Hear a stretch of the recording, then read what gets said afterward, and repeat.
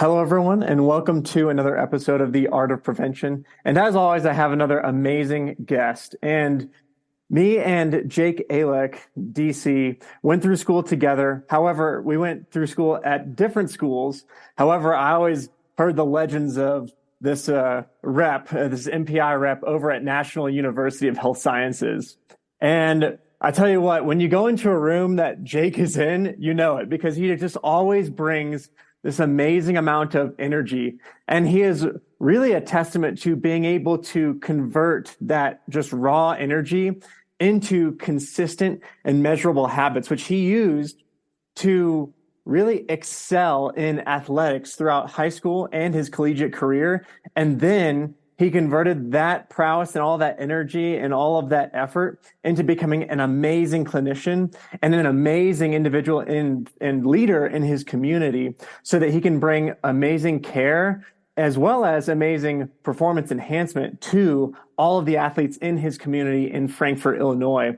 So, Jake, I want you to take it away from there. Tell us a little bit more about your backstory. I know I was always extremely inspired by your work ethic and also your consistency, which we're going to get into during this episode.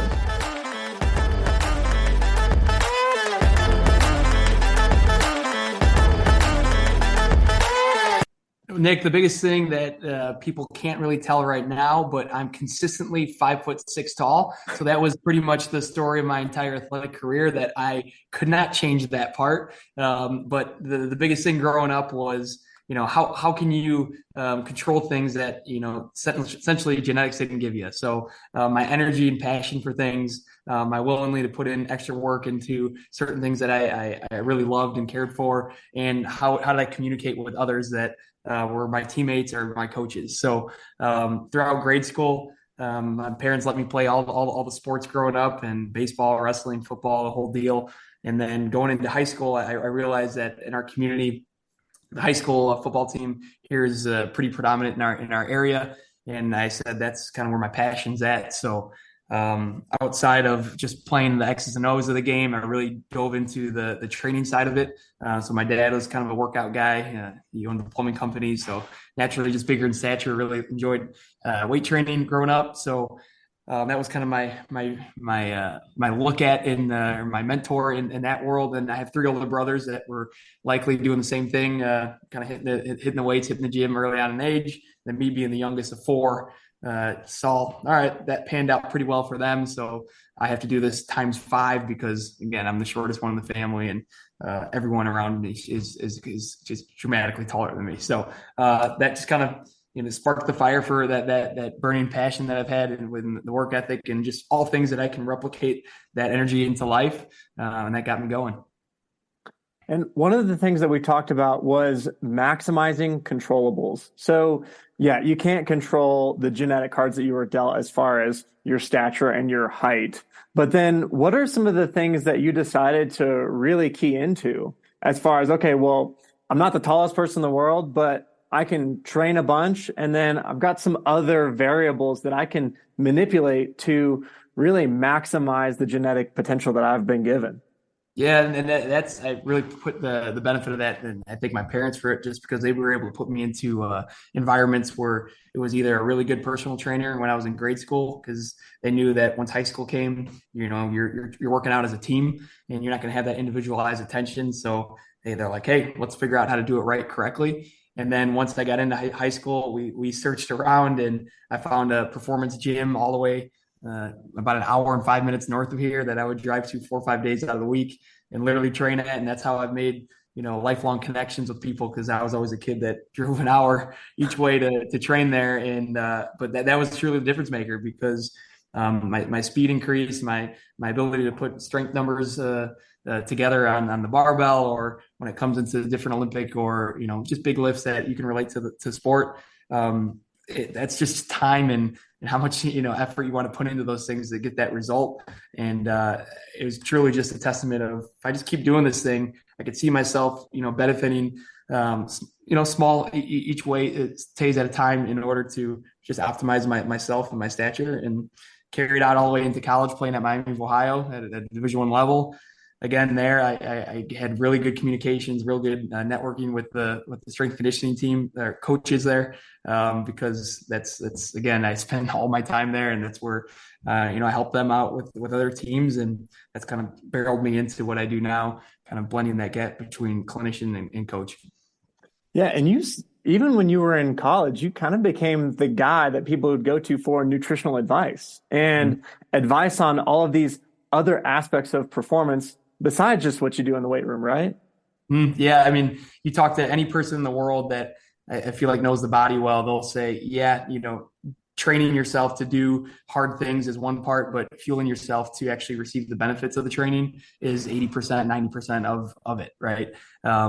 So me being the short stature I actually at my peak, I was 203 pounds in college at 5'6". So my nutrition classes there, like, on the BMI scale, it was like go to the ER, like you're gonna die. You know what I mean? Obese. Yeah, I was in the red zone. I was definitely in the red zone. So, and then actually, funny thing that says that, that's why I give people, we use the InBody here because it gives us the breakdown of like where your muscle is, where your body fat percentage is to your frame. And I give patients all the time, I'm like, hey, don't worry about your weight right now because let's see what that's truly made of. And in college, I mean, I was probably walking around at 8-9% body fat because I knew that if I wasn't taking care of me nutritionally and in the weight room, every other advantage that the players had on my team or other teams, they had through how tall they were and how much faster they were and how much genetically faster twitch and better at football they were. So I was always a kid doing everything I could sleep wise, nutrition wise, and training wise to maximize, my genetic potential. And now you really are somebody who's bridging that gap between the medical side of things as far as treating injuries and then the performance and fitness side of things. I know you give a lot of talks to coaches as well as athletes at your school, right? Yes. So luckily, since I graduated from here, high school wise, the head coach, Coach Honar, has allowed me to put together the high school's strength conditioning program for the football team. And since I've been back in here in practice, the district has allowed me to not only work with football teams of multiple schools, but with any other sport that's working out at their strength conditioning facility within the school. So with that being done, yes, we talk training with the coaches, but at the back end, I say, hey, let's quarterly have a nutrition meeting with the players and ideally with their parents, because who's buying the food for high school age, kids? It's typically the parents. So we try to bring them all together to say, here are our principles that we need you to understand about one, growing as an ideal human, but also, you're an athlete. So there's things that you want to put more attention to than the normal person that doesn't.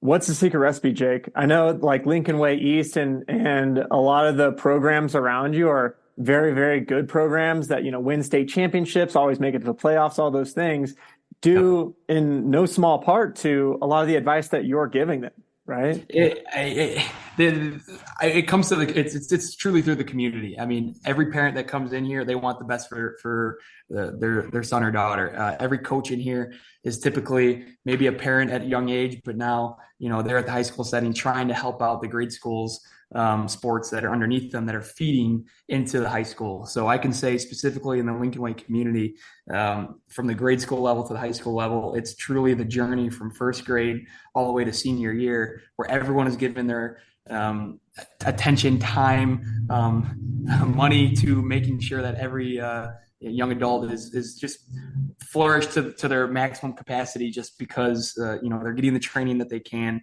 they're getting the time and attention into good clinical work when an injury comes down. And then we have these assets in town that if it's me speaking for a nutrition hour to tell them this is what we're doing, this is what we're seeing in today's world, and then the parents apply it, and it truly takes a team for that to happen.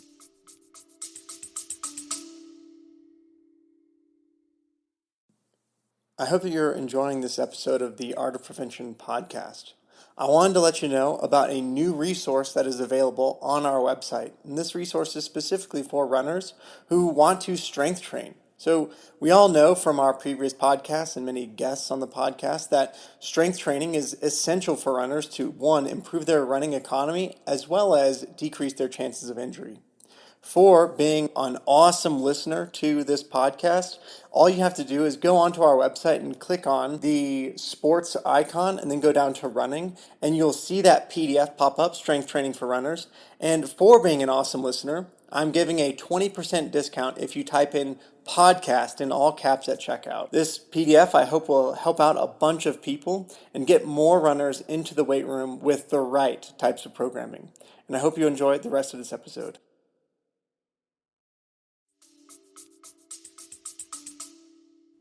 Yeah, I totally agree. And there are so many things that a parent or an individual can invest in, whether it be, cars, houses, Bitcoin, etc.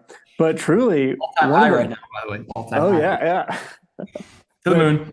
Truly, one of the best investments that you can make is in your own health, because you can, if your house burns down, you can be living in a different one next month. If your car crashes for whatever reason or gets stolen, then you can get a new car the next day. But we can replace some parts on the body decently well, other parts not so well. But really, you're not really getting another body, right? No. Well, you see it all the time. The people have the most money in the world.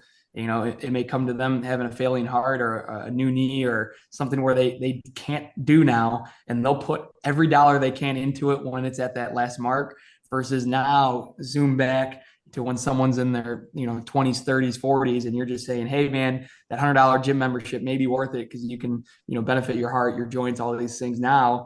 And they'll just blame it 60 years down the road and say, no, I just got handed a bad few knees, and my heart just, my family genetics aren't great. It's like, no, it was small investments back then that maybe was time and, monetary value, but that's what the changes are that we can portray to people, because we see them, 67-year-old, man, I really wish I met you 40 years ago. Right. Versus now, I have a lot of buddies that are transitioning from that collegiate athlete to now they're working from 9 to 5, maybe 9 to 10. And they're like, all right, one, I got to learn how to train now because I was told how to work out for years. I was told what to do. Now I got to figure out how to do that myself. And two, how the heck do I eat as someone that gets 4,000 steps a day compared to my 22,000 when I was an athlete?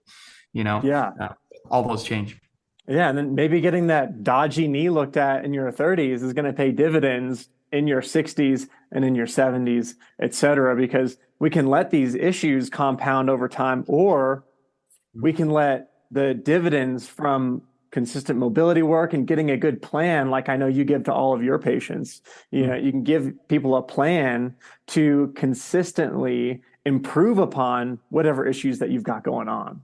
Right. You see it in our, and again, I call it a modern day good chiropractor, modern day good physical therapist, however you want to call it. We shouldn't have to take someone to come in here with this hurts in order for us to make a plan.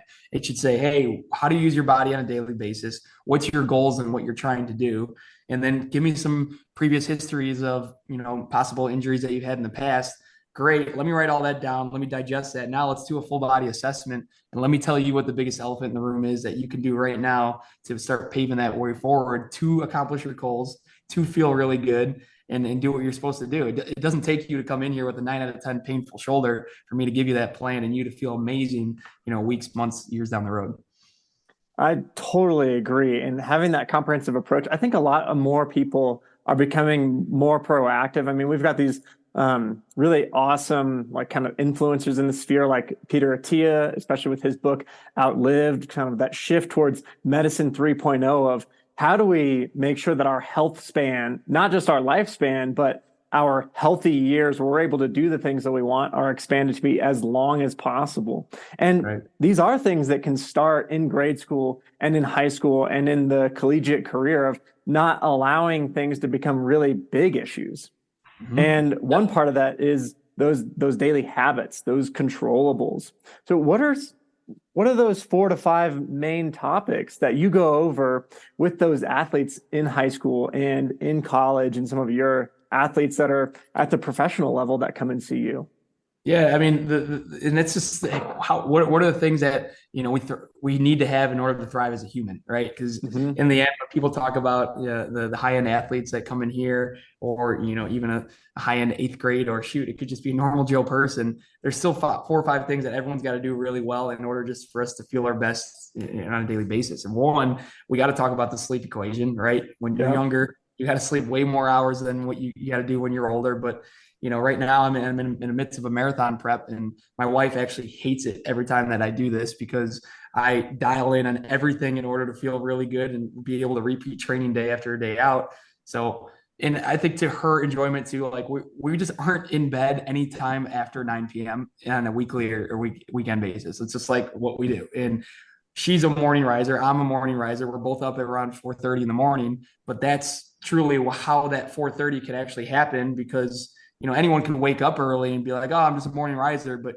can you sustain it? And you can never sustain it if you're not getting to bed early. So maximizing time slept for high schooler, I always suggest at the basement 8, but ideally 9 hours, which is wildly hard for them to get because everyone has screens and phones and technology that keep them up. So I always talk about that. Number 2, hydration. I mean, as many drinks that you see out here with all these crazy labels and, that does this, does that, like just good old fancy water can really do us benefit. And I always recommend that at least as a micro, yeah, there you go. As a minimum, half your body weight in ounces per day. And then we give the equation to the athlete of how active they are, how much more of a multiplier they need to have on top of that.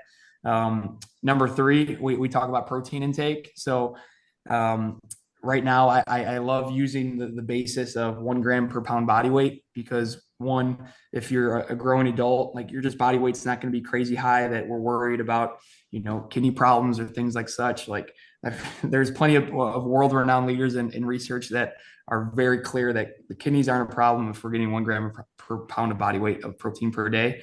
But once we get into those 40s and 50s and 60s, like we need more than that 1 gram per pound body weight. And if it's someone is trying to lose weight, someone that may be 240 pounds and is looking to be 190, we may give them 1 gram per pound of ideal weight versus, their current weight, just so they can have some other food choices there too. But realistically, between sleep, water, protein, those are the 3 harps that I have every day on a clinical time, or I'm speaking as a coach or just speaking to a parent and they just want to know what are 3 factors that they can start with, like literally right now. Awesome. This is something that I kind of struggle with. Are you kind of a morning lark? Like we've got the chronotypes, right? There are morning larks and night owls. I'm definitely a night owl, which really hindered my performance and, like really hurt me literally when I was in cross country. Cause it's like, boy, like my HPA axis was thrown off because of overtraining and stuff like that. So I'd just be laying in bed midnight, 1 a.m. rolls around, and I'm just staring at the ceiling. And then, of course, I got to get up at 5:45 a.m. to go for a morning run. Right. What is your secret, whether it be for the consistently going to bed before 9 or at 9? Is that just something that your body naturally does? Or are there habits that you've instilled with you and your wife that she keeps up with as well to ensure that you guys are settled down and ready for sleep at 9 p.m.? And then what do you do when that natural dozing off and drifting off to sleep doesn't happen? Because I know that's a big issue for a lot of people too, myself included.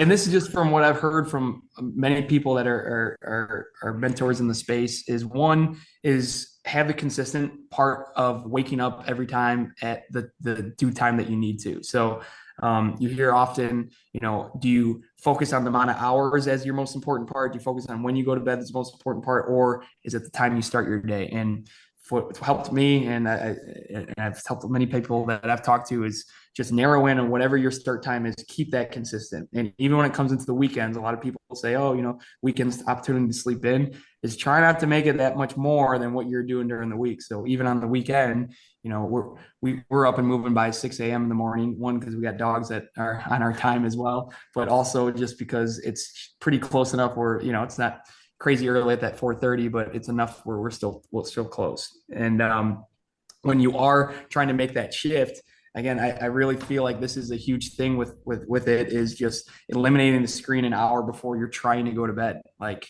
I can't, every time I talk with kids in here, whether it's about video games or, Snapchat or texting their friends, watching videos, everyone's on their phone all the way until 12 or 1. And then they're like, okay, now I'm going to go to bed. And then they're missing breakfast the next morning. They're racing out of their house. And then now they're not eating lunch because they didn't pack any lunch and they got to buy school lunch. And it just creates a cascade of problems that they're like, yeah, I got all these problems, but I can go back to, you just didn't get to bed on time and it didn't allow you to wake up on time, So just pulling back on just saying, all right, if I know I need around 7 or 8 hours and I am waking up at 4:15, 4:30, what's that math? What do I got to do an hour before that to just truly like harp on that?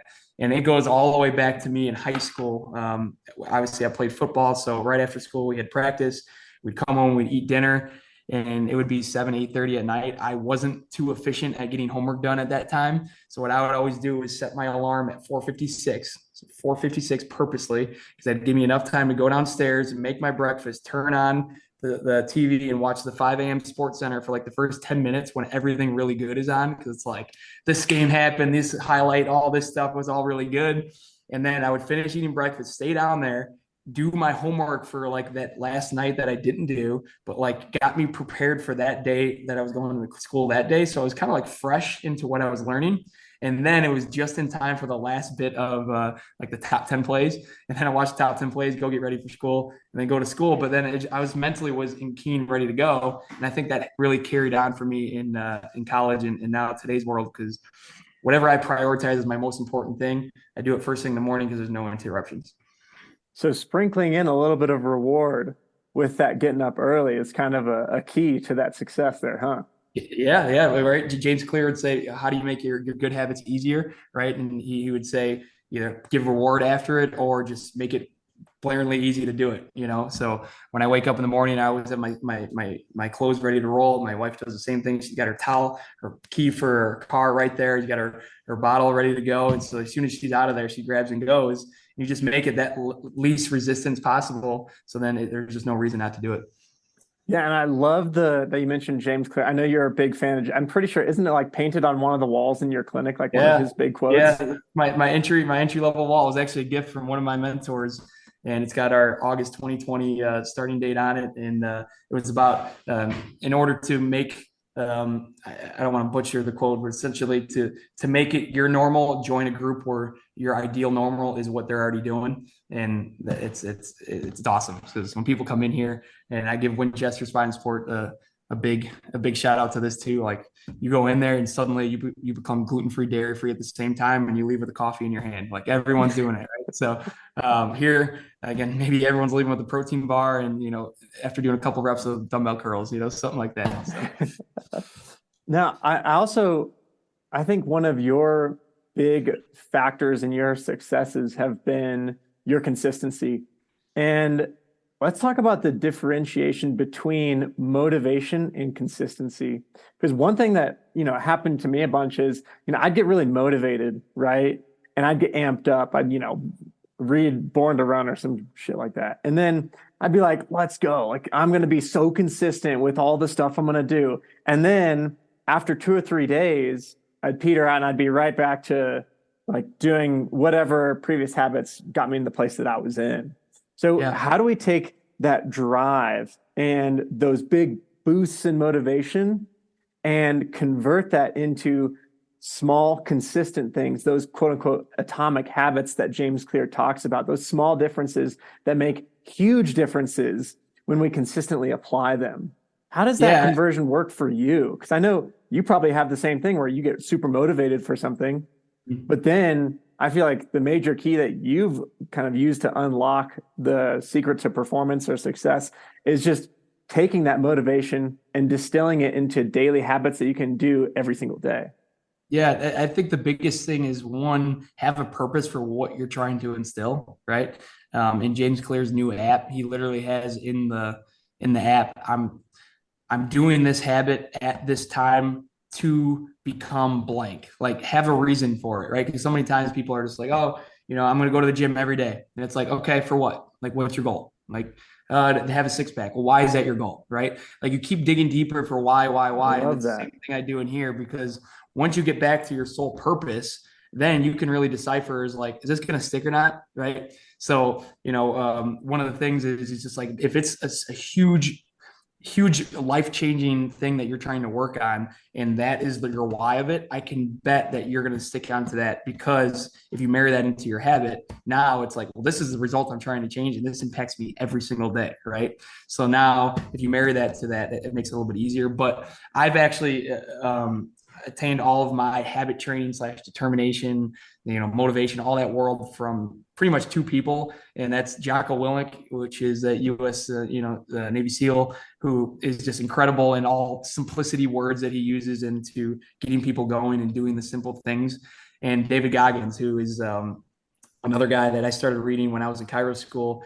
And obviously we were able to see him live at Parker seminars. And his thing is just about like doing the hard thing. And when it comes into both of Jocko, where he's like, you got to make it happen no matter what. And then David Goggins was about doing the hard thing. If you marry those two things together, it's like, make it happen no matter what, but make sure it's hard enough that you're getting better as you do it more often. Right. So recently I've gotten into the whole cold plunge thing, and I really love the benefit of what it makes me feel like brain wise during the day. That allows me to be a way better person clinically in here and coach wise during the day. And then like my third reason why I like it is because it makes my body feel good for workouts. Like that's not my number one deal. Like, so when I talk to people about it, like, oh man, you do that thing every day. And I'm like, yeah, it's miserable for the first 10 seconds every single day. I do it bright and early in the morning.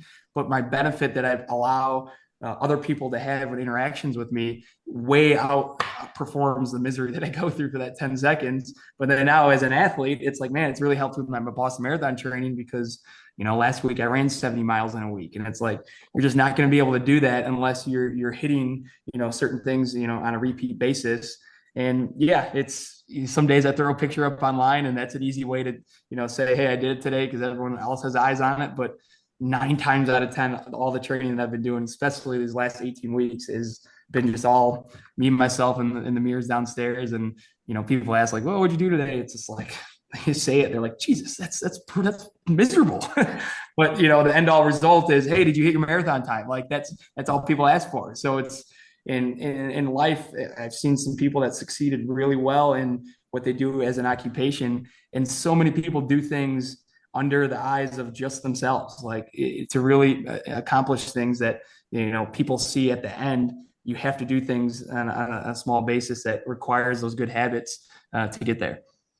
Man, oh gosh, this running, I'm really excited. We're going to do a part 2 where we talk all about you converting from a football player to a marathon runner, and it's going to bring back a lot of weird emotional stuff for me, probably. Have you ever read Once a Runner? I have not run one. I haven't dove big into the running books yet. I feel like I want to. The only one I've really read has been Born to Run, and that was one of my first books handed to me by my mentor. And that was like my intro into barefoot running.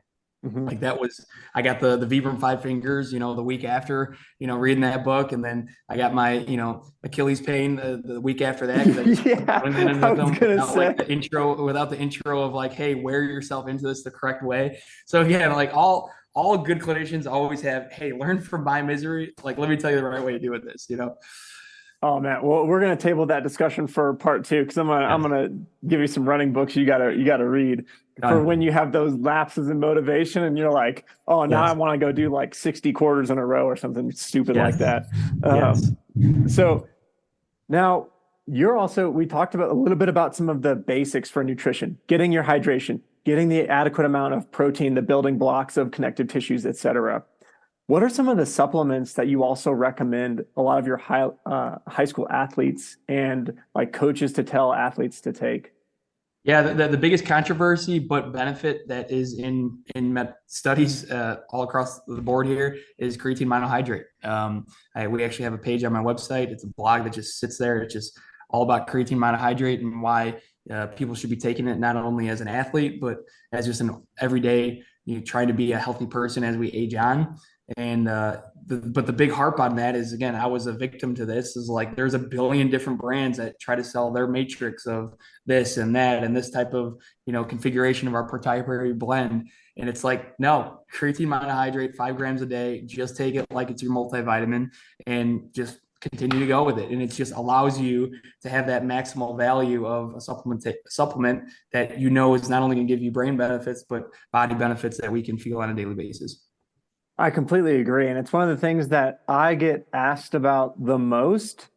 And it's one of the things that I weirdly enough get pushback from regular people who just associate creatine monohydrate with like bodybuilding or with like high schoolers that are trying to get yoked in the gym or people that do steroids. They're like, is that bad? Like, isn't that just Yeah. for people that do like steroids and stuff like that? And it's like, no, that's completely the opposite. Like your body naturally synthesizes this. Your brain naturally synthesizes this and utilizes it as a substrate for energy and energy storage. So as far as like bang for your buck goes, like this is a really inexpensive supplement. This is a really effective supplement. I mean, this creatine is the most studied supplement. And I don't know why this has become like such a weird hill for me to die on, but I'm just like, yeah, you like there's really no risk involved and there's only reward to be had with creatine supplementation. And the simpler the better. Just be consistent, 5 grams a day. That's right. And I feel like anytime you have a conversation with someone where they almost start the conversation as if they already know that they're going to talk about the negatives of it. I just always let them finish, and I go, all right, so like, tell me where have you gotten your information? Like, where have you heard that from? And then they always like peel back some brother or some cousin or some bro that they talk to. And then like, that's what their basis of information is. And so that's why we're like, hey, I'm just going to send you my link that we have on our website. So go ahead and read through it. You know, it's got a couple other links paying to the ones that we suggest and the reasons why. And then typically when you give someone just a little bit better education of the common things that people say is wrong, but they're actually just wrongly told, they suddenly like, oh, okay, like I get it now, you know. Yeah, I've done entire episodes on just creatine, but you'll have to send me that link and we'll put it in the show notes for everybody to go and check out your blog post on that as well. Yeah, I mean, honestly, it's just simple because what I've just figured out over the years is what are like the main questions that parents ask me. And I'm like, I'm done kind of, all right, I'll send you this thing. It's just like, just go on the website. It's there. Like I get asked that all the time. And I feel like the more common questions people give you, that's, you know, even for you, you have a platform like this for education, those are the ones that you want to make content on because everyone's asking it, you know? Let's dive into protein supplementation. I know you probably do a little bit of protein supplementation. Yep. Why do you do it? How do you do it? Give me the secret recipe. So I truly think with that 1 gram per pound of body weight, it's almost whether it's a protein bar or protein like pre-made shake or a whey or just some sort of powdered based shake that people can have. It's the easiest way to say I always take one of those artificial protein supplements every day to get you to that number because you look at someone. So I weigh right now 167 pounds. Like in order to get 167 grams of protein in, you have to be eating a lot of animal products. That better be pretty lean too, because if you're eating just fattier animal products that get you that protein amount, now you're paired with the calories that get married with that. And then a lot of these protein-based supplements, if you get, you know, some good ones, I'll tell you the ones that I recommend. We have it at our office here. It's just simple. It's low calorie. I actually have a formula that is if you just put a 0 at the end of the amount of protein in the nutritional value of the deal, and if that's more in number than the calories on the bar, it's actually a high protein bar. So an example is like our premier protein shakes that we have in there are 180 calories and they're 23 grams of protein per shake. So 230 is bigger than 180. That's actually high protein because you go to the grocery store and you see granola bars, high protein, peanut butter, high protein. It's like, no, they're not high protein compared to the calories. So in a calorie rich world, truly giving people like this is a high protein option that you can have, and this is what's going to allow you to get to that number. Those are the suggestions that I'm giving people. And I had a guy in here. He's a busy corporate dude that, you know, runs a huge company. And he's like, there's days that I have 3 protein bars and a protein shake and just my wife's dinner at nighttime. And he hit like his PR in body fat percentage because that just allowed him to stay dialed in to get to his goals. And yeah, is that not the best diet in the world? Probably not when it comes into the global spectrum of things. But his mini goal was to shave body fat percentage off. And, you know, staying on point like that allowed him to make that easier. I love the Jake Alec high protein equation. We're gonna have to make like a little like Canva thing or something like that for that. It's great. It's literally a bulletproof thing. Like go through home and you'll see it marketed everywhere because protein is known to be like the buzzword that people are looking at. And again, marketing agencies know that. So it just drives me nuts to seeing a high protein peanut butter. Like, yes, it's got protein in it, but it's also 380 calories and there's 8 grams of protein in there. 80 is not bigger than 380. And people always are like, oh yeah, don't worry, I eat my peanut butter. I'm like, peanut butter is going to have like 3 grams of protein and then like 10 grams of fat. So you're really getting a ton of calories and not very many of those from protein. Right. So and I know you and Taylor talked a bunch about like the collagen protein, which I feel like is a huge other world that is like, there's so many benefits to that. The only thing that I've found with like and this is just me, reaching out to other people that are big in the space. I don't know if that's 100% pairing to that 1 gram per pound of body weight of actual, like, because of the amino acid profile. So I know like there's other benefits that the skeletal muscle system gets with that. So what I've been telling people is just double the dose. So if someone has 20 grams of collagen protein, we're either going to divide that by 2 and just say that's only 10 grams. Or if you really want that to count as 20, I'm going to have you take two servings of that, and then we can count that as 20.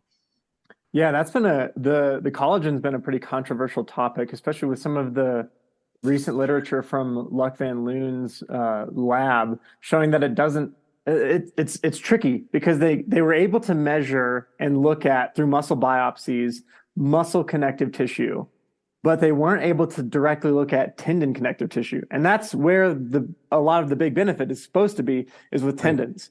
So they said, oh, it doesn't benefit connective tissue in a way that is superior to whey or a regular protein supplement. So then a lot of people just literally just like threw their collagen just in the trash because of that one study. And it's like, well, first, they're not directly measuring like what we're trying to measure. And 2, there are a lot of other studies that just say, okay, we got people with tendon pain or joint pain. We had them start taking collagen and then they felt better superiorly to placebo. So is it a getting daily protein requirement, or is it like the specific amino acid profile that's good? We don't really know. Right. And mostly what people do is they put it in their morning coffee and they're on there with their day. And I'm like, if you have the availability to buy that in your house, the best part is you're not doing yourself a negative. Whether it's an extra $40 that you're spending, every 2 months and then to have those servings, like, again, you're not doing yourself a negative, and it's more than that, you're doing yourself a positive. Yeah. I totally agree. And we're coming up on almost 35 minutes. This just flew by. And we've talked about a lot of things. We talked about maximizing your controllables so that you can maximize your genetic potential. Maybe you weren't dealt the best cards, but you've got cards that you can change yourself. We talked about consistency. We talked about drive. You gave us a couple of your secrets as far as how to maximize those controllables as well. So, Jake, at the end of this part 1, if we had to distill this whole conversation into an ounce of prevention, what are some of the things that you would tell high school athletes, high school coaches, some of your pro athletes, as far as how do we maximize your performance and also prevent injuries from occurring? Yeah, I would say zoom out, look at yourself from a true top-down lens and say, what are the biggest mini goals that I can accomplish through something that I can do daily from today and the next 30 days repeatedly in order to chip away at that goal. And it may not be to actually accomplish that goal. It may be to be a little bit better in the goal that's going to be 4 months, 4 years down the road. But what can I do that is important enough for me to work on, but I can self-digest that into one thing that I can do today and repeat that in a sustainable way, because anything done in life to actually sustain change has to be sustainably done, right? So what can I do on a repeatable basis that actually allows me to say in 30 days I can get to that point? And the best way I have to describe that is whether you're trying to bench press 300 pounds, you're trying to run a 3-hour marathon, you're trying to study blank for trying to get an A on a test. It's you take that end result and then you chip it down to, okay, 30 days from that beginning, what do I have to do right now to get to that end all result and just make it sustainable? That's the biggest thing. Oh man. So not necessarily what do I do today, but what do I do for the next 30 days to accomplish? And you've done all the things that you just said, huh? Yeah, well, I mean, that's why like programming is such a fun thing for me. We'll talk about it in your next podcast because I mean, programming from a really good clinician. Yeah, I know Taylor talked about it. I know Bo talks about it. Rich. I mean, all the really good clinical people that just can take someone who, whether they want to achieve, a weekend tournament in pickleball to I want to accomplish this amazing athletic goal, or I just want to live in my 70s feeling really good. It takes a well zoomed out program that you can just sustainably do on a daily basis that gets you to that end result. And it's up to you, and it's up to that relationship with you and the person to say, do you want me to be with you along this journey? Like I've been hand in hand programming for people all the way since my first year of Cairo school, which was, I wouldn't say that, 3, 5, almost 10 years now, and they're still my client to this day. And Mike Boyle, again, I'm not just throwing these random names on, but like Mike Boyle would always say he can find these trainers online and say, great, like I understand what you're trying to say here, but that will crash and burn if you try to actually train that person for more than 3 months in that way. He goes, now try to do that for years and try to be a trainer of years, not just, 1 month and say, oh, I worked with this guy for 1 month and he changed the Super Bowl. It's like, you got to have that zoomed out mentality. Gosh, such wise. I wish I had Jake Alec in my corner when I was in undergrad and also high school. Because we're all together now, though, my friend. We're all together now. Yeah, I'm glad to have you now. But all right, well, we're gonna hold right here, and then everybody be on the lookout for part 2. Sweet, thanks, Nick.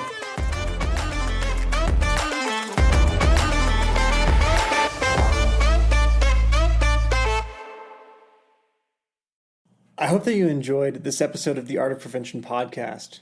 If you did enjoy and or benefit from some of the information in this podcast, please be sure to like, subscribe, and share this podcast. Or please give us a 5-star review on any platform that you find podcasts. One thing to note, that this podcast is for education and entertainment purposes only. No patient is formed, and if you are having any difficulty, pain, discomfort, etc. with any of the movements or ideas described within this podcast, please seek the help of a qualified and board-certified medical professional, such as your medical doctor or a sports chiropractor, physical therapist, etc.